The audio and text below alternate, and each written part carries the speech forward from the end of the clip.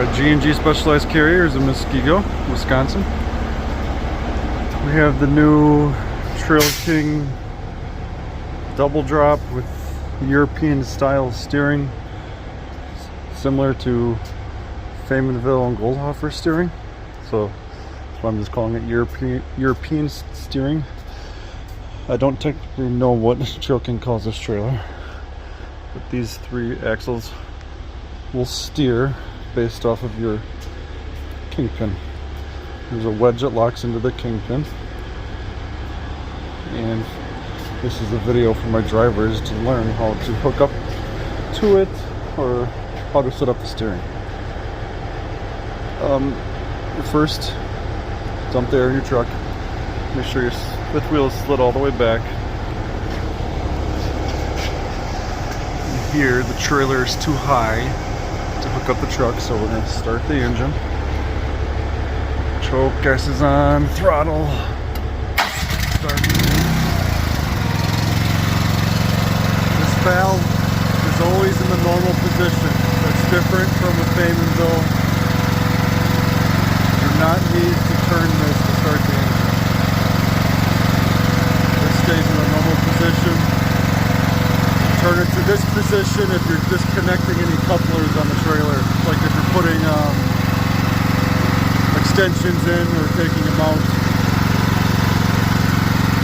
You would do that to remove any hydraulic couplers. That's the normal position. That's what we wanted it. Okay? So next we gotta drop the gooseneck down so we can hook up to the trailer. Lift cylinders in, brings it up. Pull this out, bring it down.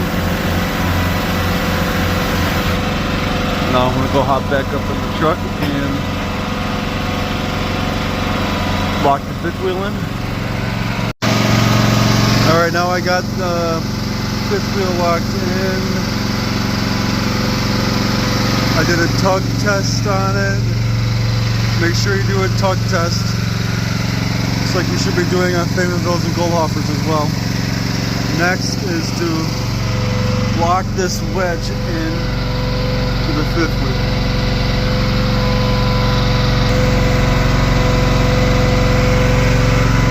There's a bolt there, keeping the lock on to keep this from backing out, the big bolt from backing out.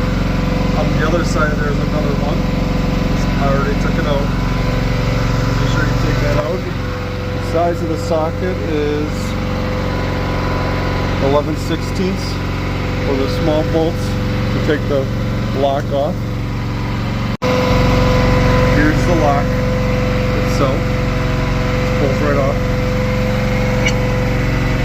On and off.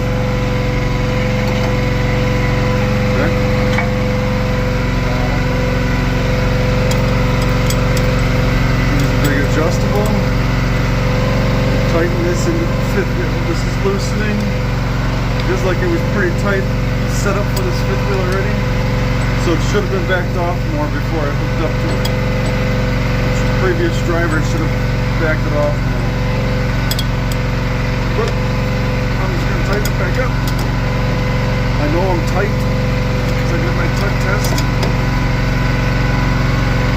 I should say I know the fifth wheel's locked because I did a tug test.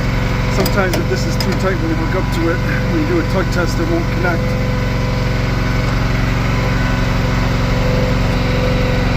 Alright, I got that bolt in as far as I could where I think I can get it lined up in here. The bolt's got to be in this orientation.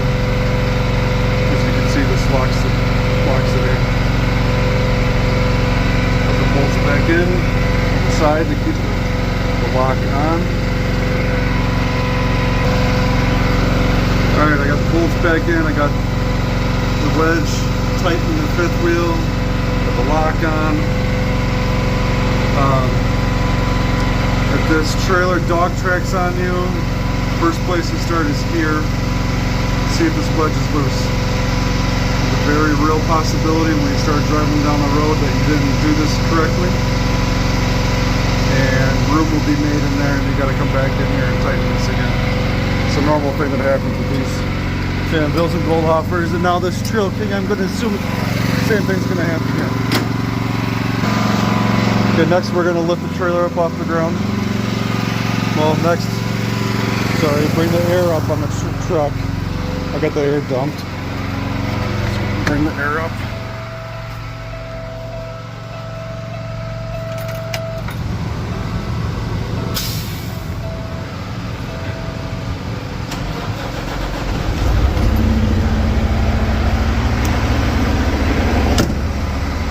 Get all your air lines and electrical hooked up. Alright, I got all the air lines and electrical hooked up. Turn the lights on. It's gonna need electrical power sooner or later here. Alright, now we're gonna lift the trailer up off the ground. Push this in, I believe. It'll push down on the fifth wheel and raise the trailer, I think. Am I doing it right?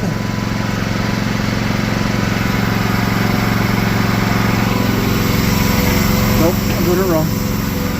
Pull it out. Push down on the fifth wheel. Get the trailer up off the ground.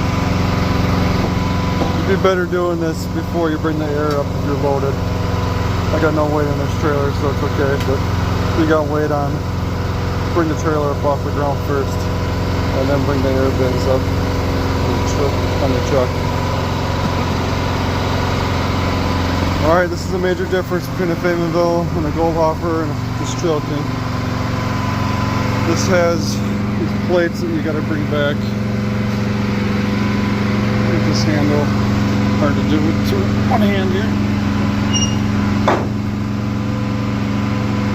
That is going to take the pressure off the cylinders, which is just so much better. Bring it up to, just put it to the setting that you want. Bring it down and relieve the pressure off the cylinders. Trailer's up off the ground. Okay, that's how you set that up. Now next we actually have to line up the steering. To line up the front of the steering, you gotta have these two marks lined up. This is the part that'll turn with your fifth wheel. This is the set that always stays there. So this has to be lined up with this. And it is lined up with that right now. This is the only indicator for showing the steering is set up. There are no lights like a Faymonville or a Goldhofer showing you that the steering is set up. That's the only way you can tell. If that was not set up, you would have to drive, if that wasn't lined up, I should say, you would have to drive ahead or back up to get those two marks in line with each other. Next, you got to set up the remote. You can use the wired remote or this wireless remote. This wireless remote is stored in this little box next to the engine right here. Take it out.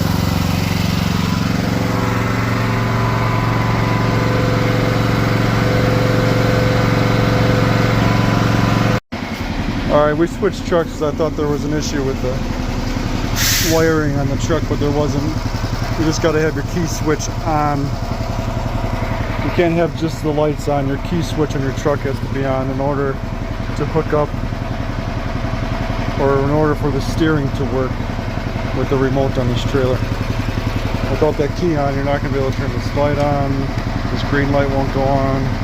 This light won't go on for the wireless remote. The wireless remote won't hook up. So don't make the same mistake I just made. Make sure the key switch is in the on position. So you got this green light here. This green light should stay on anytime you're under 10 miles an hour. Right now we're not moving at all. So the green light should be on. Now we got to, now we're trying to hook up the wireless remote. You could bypass this and just use the wired remote if you want, but I find it easier just to use the wireless. Off is down. Not using the remote. On. You are using the remote. Light is on. Got the power on the remote. believe this light should flash right here. If it's on, if it's connected, yep, see it just flashed. Okay. So that's connected. We have the engine running. I'm going to throttle it up a little bit and show you the steering. So press the axle right, axle left. Something's not working. Oh, there we go. Yeah, it's working. I was being impatient. Okay.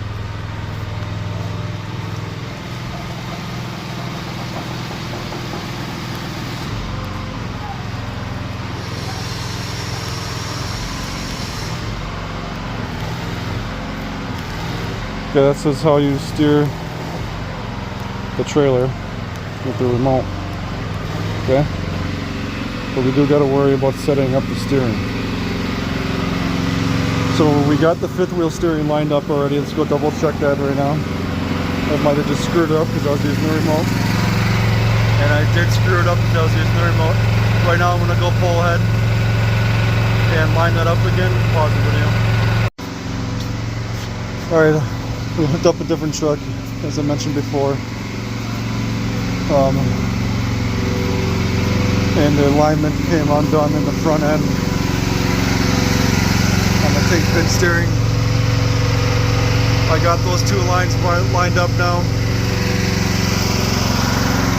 Now that those two lines are lined up, your kingpin steering is set up and ready to go. You gotta remember to make sure that wedge is tight in there. The only reason that line was that those two lines were able to come out of an alignment when I was using the remote is because I did not have that wedge in the fifth wheel tight enough. Okay? So when that happened, I knew I had to go back in there and tighten the wedge. So I got all that tightened back up now. We got the kingpin steering set up. Now we got to set up the steering to the rear three axles on the trailer. In order to do that, you got to disable the kingpin steering. So you got to come right to the back side of the gooseneck.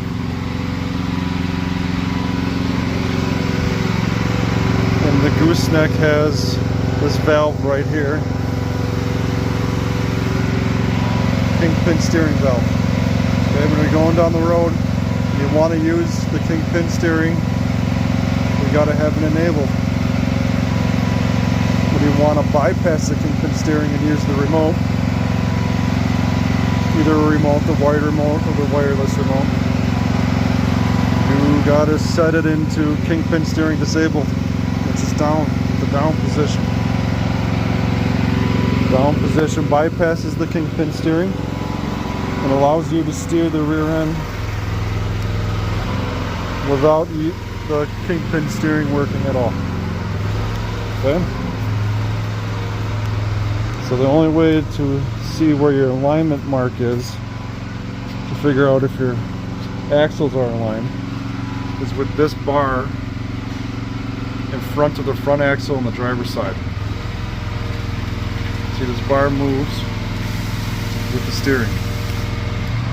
It's got red and yellow mark on there. I found that the axles appear to be most aligned when the yellow mark is in the center of that round rubber grommet thing. Alright, take a look at it.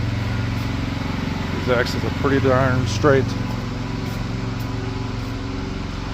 What you can do is use your eyes. There's no lights on this like there is a Faymonville or Goldhofer to tell you it's aligned.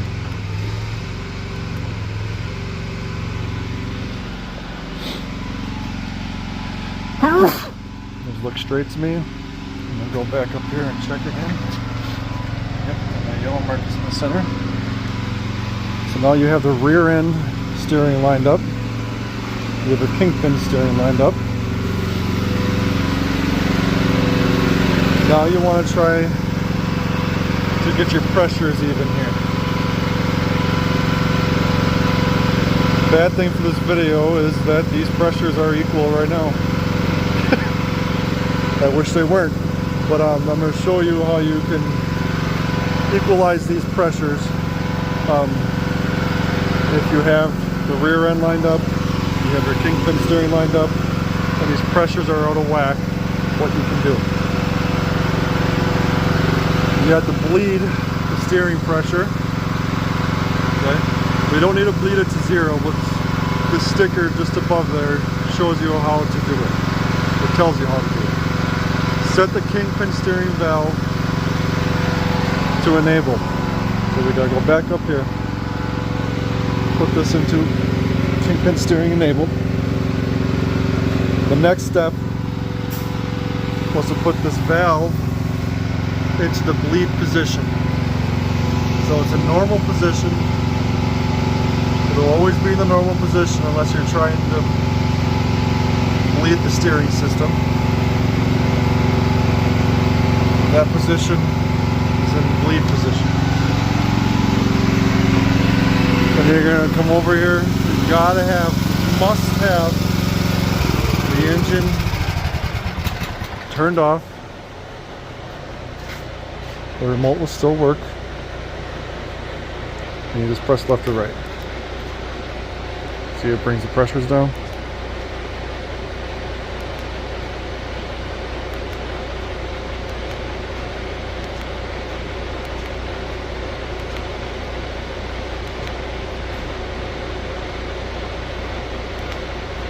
See, here I got the pressures lined up just right there.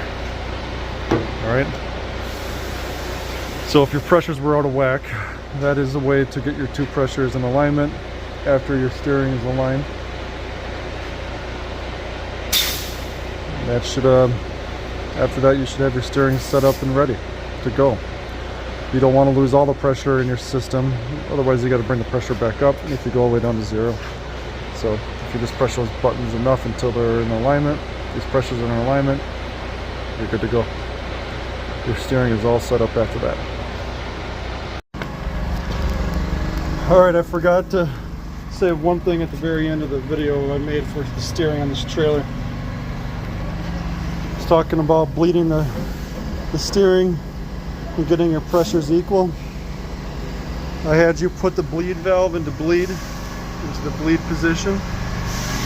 Well, I should have told you when you're done equalizing the pressures to make sure you come back here and you put this valve back into the normal position.